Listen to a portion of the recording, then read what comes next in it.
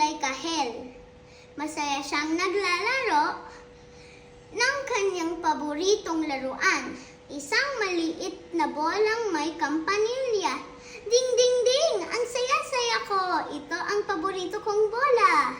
Pero nang siya ay lumingon sandali upang manood ng lumilipad na paru-paro. Hala! Nasaan na ang bola ko? Nanginig ang buntot ni Muning. Hinanap niya ito sa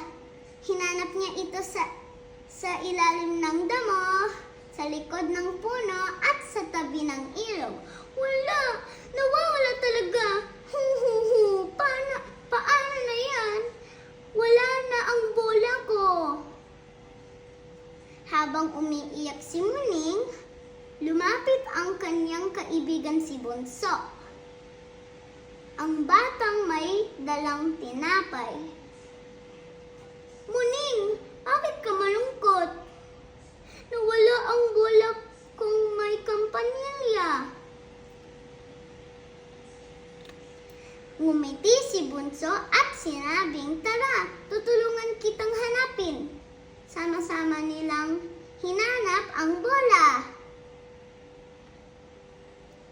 Umakyat sa burol, sumilip sa ilalim ng palumpong at sa wakas, nakita nila ito sa loob ng isang lumang kahon.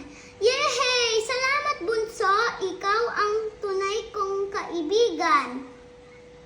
Mula noon, hindi na malungkot si Muning. Natutunan niyang huwag agad sumuko at higit sa lahat